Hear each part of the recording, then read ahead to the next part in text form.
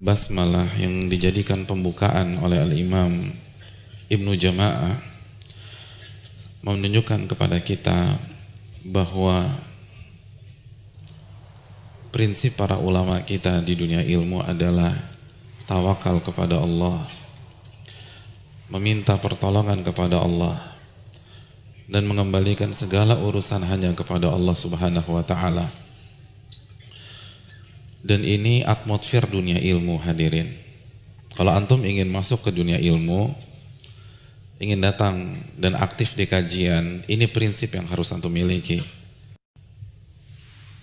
Jangan bosan-bosan bertawakal kepada Allah. Selalu minta kepada Allah Subhanahu wa ta'ala. Dan ini terlihat dari berbagai macam tindak tanduk para ulama. Terlihat dari sikap-sikap mereka. Di antaranya ini, mereka memulai buku-buku mereka dengan Bismillah. Dan Bismillah artinya meminta pertolongan kepada Allah, minta keberkahan kepada Allah Subhanahu wa ta'ala. Jadi walaupun mereka cerdas-cerdas, Al-Imam Ibnu Jama'ah di usia muda itu sudah jadi hakim syar'i. Beliau tidak mengandalkan kecerdasan beliau ketika menulis buku ini. Yang beliau andalkan adalah kekuatan Allah. Yang beliau andalkan adalah ilmu Allah Subhanahu wa ta'ala. Makanya beliau mulai dengan Bismillahirrahmanirrahim. Dan di antara potret para ulama tentang masalah ini, bagaimana mereka menamai buku-buku mereka. Banyak para ulama menamai buku-buku mereka berdasarkan prinsip ini. Prinsip tawakal, prinsip isti'anah. Dan banyak contoh masalah ini. Contohnya Al-Imam Ibnu Hajar ketika mensyarah Sahih Bukhari, judul apa yang beliau berikan ya untuk buku beliau? Fathul Bari. Fathul Bari. Apa arti Fathul Bari?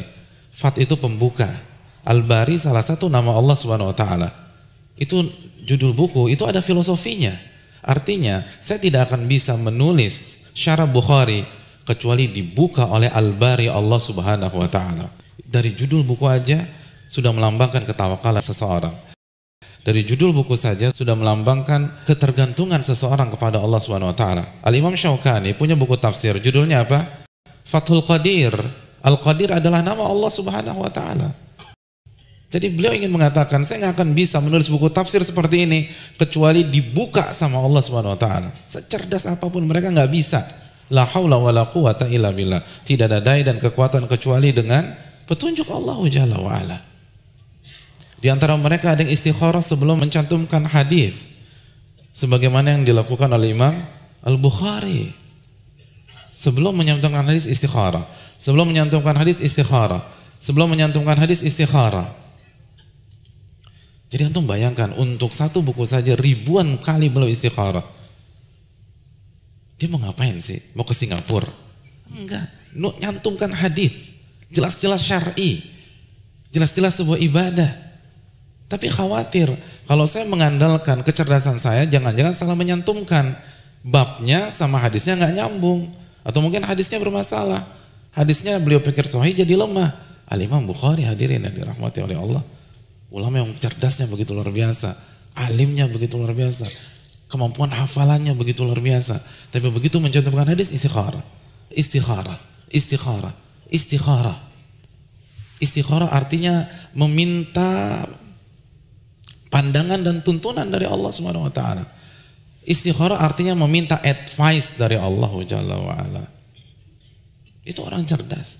Yang cerdasnya ribuan kali daripada kita. Istikharah setiap menyantumkan hadis.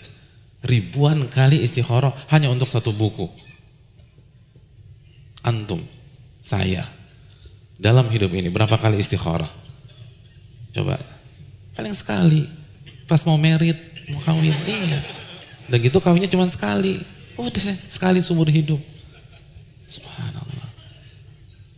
Makanya kurang berkah hidup kita dibanding para ulama.